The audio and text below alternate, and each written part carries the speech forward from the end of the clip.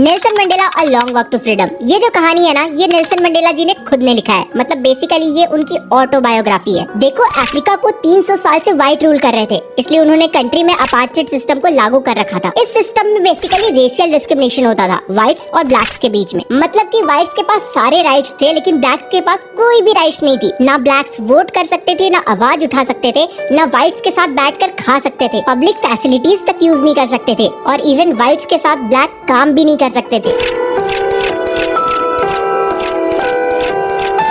इसलिए हमारे जो नेल्सन मंडेला जी है ना, वो इस अपार्थाइड सिस्टम के अगेंस्ट आवाज उठाते हैं, लेकिन फिर उन्हें 27 साल के लिए जेल में डाल दिया जाता है। फिर 1994 में एक डेमोक्रेटिक इलेक्शन होता है, जिसमें अफ्रीकन नेशनल कांग्रेस मतलब ANC 400 में 252 सीट से जीत जाती है, और इस पार्टी के लीडर थे नेल्सन मंडेला जी। एंड इसके बाद नेल्सन मंडेला जी को फादर ऑफ द नेशन का टैग दिया जाता है, and he also became the first black president of Africa. And अब जो तुम कहानी या फिर तुम कह सकते हो जो कुछ भी सुनने वाले हो, वो ये सारे इवेंट के बाद की है। 10 मई 1994 अफ्रीका में एक बहुत बड़ा इनॉग्रेशन होने वाला था। 140 कंट्री के वर्ल्ड लीडर्स और पॉलिटिशियंस आए हुए थे, और वहाँ पे 1 लाख से भी ज्यादा व्हाइट, ब्लैक और कलर्ड पीपल कौन होते हैं? बेसिकली डस्की स्किन वाले जो पीपल होते हैं, हम जैसे जो लोग होते हैं इंडियंस, उस तरह के जितने भी लोग थे सारे आए हुए थे। सारे मिलकर सेलिब्रेट कर रहे थे। एंड इसी दिन नेल्सन मंडेला ओथ लेने वाले थे और फर्स्ट ब्लैक प्रेसिडेंट बनने वाले थे। 10 मई 1994 ये दिन बहुत ज्यादा ब्राइट और क्लियर है, और हो भी क्यों ना, ये अफ्रीकन सॉइल में अब तक की सबसे बड़ी गैदरिंग जो होने वाली है। ये सेरेमनी प्रिटोरिया के यूनियन बिल्डिंग में होने जा रहा है, जो कि एक ओपन एयर थिएटर है। मतलब बेसिकली इस जगह के ऊपर कोई छत वत नहीं है, स्टेयर्स के ऊपर भी है ना, तो ऐसा लगता है कि ये बिल्कुल एक ओपन एयर बिल्डिंग है। वैसे मैं हूँ नेल्सन मंडेला, और मेरे साथ मेरी बेटी जिनानी भी है। अच्छा, पता है सबसे पहले mister de Klerk second deputy president का शपथ लेते हैं, फिर थैबो मेल्बी फर्स्ट डिप्टी प्रेसिडेंट का, और उसके बाद आता है मेरा नंबर। मैं ओथ लेता हूँ कि मैं नेल्सन मंडेला कॉन्स्टिट्यूशन का अच्छे से पालन करूंगा, और लोगों के भलाई के लिए मैं खुद को समर्पित करता हूँ। और यहाँ आए हमारे सभी अतिथि और दुनिया के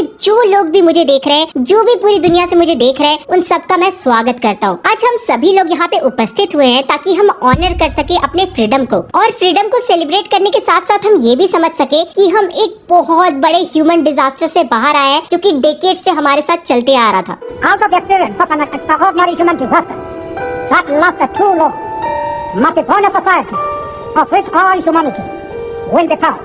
और अब हम एक ऐसा सोसाइटी बनाने वाले हैं जहाँ हर तरह के लोग साथ मिलकर रह सकते हैं, जहाँ पे किसी भी तरह का डिस्क्रिमिनेशन नहीं होगा, चाहे वो रेशियल डिस्क्रिमिनेशन हो या फिर किसी भी अलग तरह का डिस्क्रिमिनेशन। एक वक्त था जब हमारे कंट्री में अपार्थाइड सिस्टम चल रहा था, जिसके कारण दुनिया के बहुत सारे देशों ने हमसे रिश्ता तोड़ लिया था। लेकिन आज मुझे एक रेयर प्रिविलेज मिला है कि मैं अफ्रीका को पूरे दुनिया के सामने होस्ट कर पा रहा हूँ। मैं फिर से अपने सारे गेस्ट को थैंक यू बोलना चाहता हूँ। आफ्टर ऑल ये एक कॉमन विक्ट्री है। ये विक्ट्री है for justice, peace and human dignity. और आखिरकार हम वो पॉलिटिकल पावर हासिल कर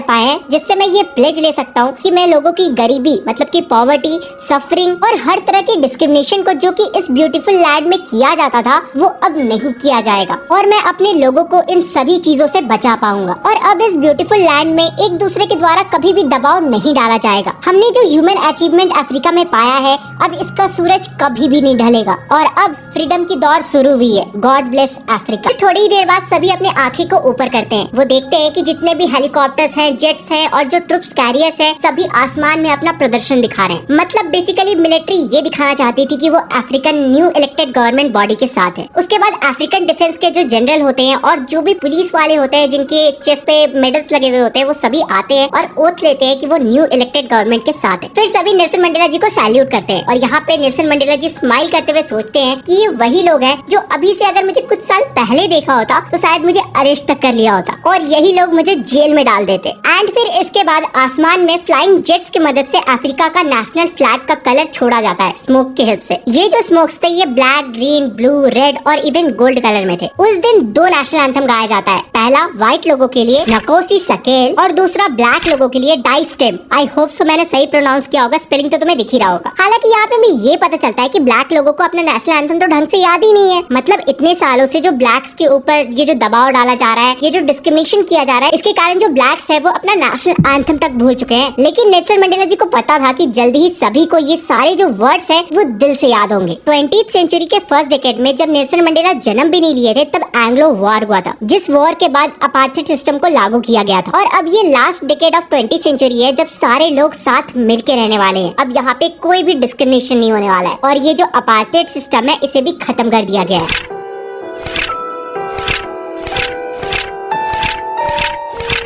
ये जो अच्छे दिन आए हैं हजारों लोगों के सैक्रिफाइस के बाद, मुझे अफसोस है कि मैं इन सारे लोगों को थैंक्स भी नहीं कह पाऊंगा। और इन पैट्रियट्स को तो ये भी नहीं पता कि इनके करेज ने और इनके सैक्रिफाइस ने हमारे देश में क्या बदलाव लाया है और इनके वजह से ही हमारा जो देश है, हमारा जो अफ्रीका है, वो अपार्थाइड सिस्टम से आजाद हो पाया है। हालांकि अपार्थाइड सिस्टम ने हमारे कंट्री में बहुत गहरा घाव छोड़ा है जो कि जल्दी रिकवर नहीं होने वाला, जल्दी नहीं भरने वाला। वैसे मुझे कुछ लोगों के बारे में पता है जिन्होंने मुझसे पहले अपार्थाइड सिस्टम के अगेंस्ट आवाज उठाया था, जैसे की Oliver Tambo, Walter Sisulu, Chief Luthuli, Yusuf Dadoo, Bram Fischer और रॉबर्ट सुबुकावे। वैसे अफ्रीकन सॉइल के नीचे बहुत सारे मिनरल्स हैं, बहुत सारे डायमंड्स भी है, लेकिन इन लोगों से बड़ा हीरा शायद ही अफ्रीकन सॉइल में कभी पैदा हुआ हो। ये सभी लोग तो डायमंड से भी ज्यादा प्योर है। मैंने देखा है कुछ मेन और वुमेन को जो कि सिर्फ एक आइडिया के लिए अपने लाइफ को रिस्क में डाल लेते हैं। वो सभी अपने ऊपर सारे अटैक्स को झेल लेते हैं, सारे अटैक से लड़ लेते हैं, वो भी बिना टूटे। वैसे भी तुम सबको पता होना चाहिए कि एक साहसी इंसान वो नहीं होता है जिसे डर नहीं लगता। एक साहसी इंसान वो होता है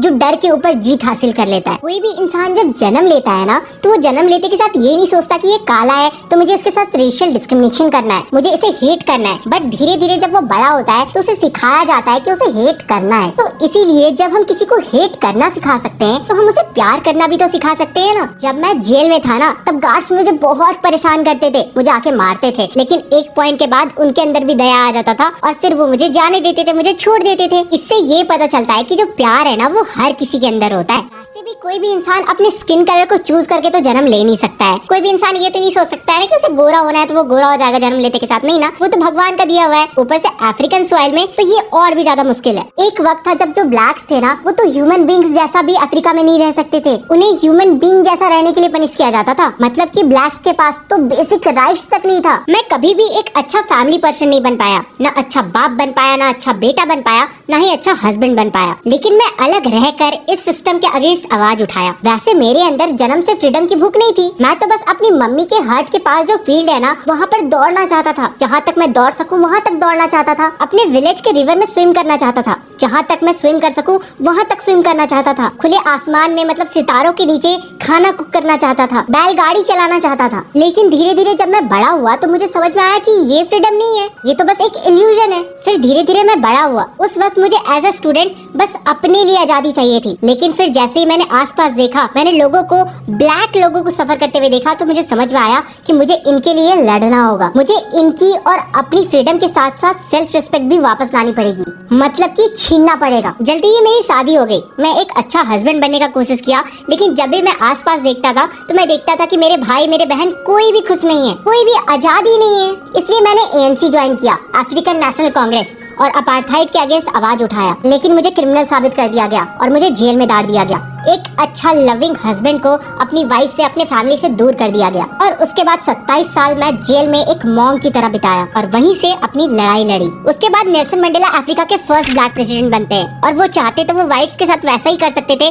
जैसा उन्होंने ब्लैक्स के साथ किया था। लेकिन नेल्सन मंडेला को पता था कि फ्रीडम हर किसी के लिए एक होता है और वो अफ्रीका को फ्री तभी बुला सकते थे जब सभी लोग एक साथ अच्छे से रहे, मतलब कि किसी के साथ भी डिस्क्रिमिनेशन ना किया जाए। एंड इसीलिए ह्यूमैनिटी के खातिर सभी को फ्री कर दिया गया। तो यही थी कहानी नेल्सन मंडेला की और अफ्रीका की a long walk to freedom. And इस तरह से तुम सबको डराने वाला सबसे हार्ड चैप्टर तुम्हारा 10th का खत्म होता है। आई डोंट नो व्हाई सभी को ये चैप्टर हार्ड क्यों लगता है। देखो तो कितना प्यारा सा इजी सा चैप्टर है। और देखो ये एक डिटेल एक्सप्लेनेशन था। तो अगर तुम्हें चैप्टर का एक्सप्लेनेशन समझ में आया, वीडियो देख के मजा आया, तो चैनल को सब्सक्राइब कर देना, वीडियो को लाइक कर ही देना और शेयर करना, मतलब तुम्हारी मर्जी कर दोगे तो अच्छा होगा ना, वरना वीडियो को रीच नहीं मिलेगी और ये वीडियो किसी तक पहुंचेगी ही नहीं। सो यार तुम लोग से मिलते हैं अगले वीडियो में, तब तक के लिए बाय बाय।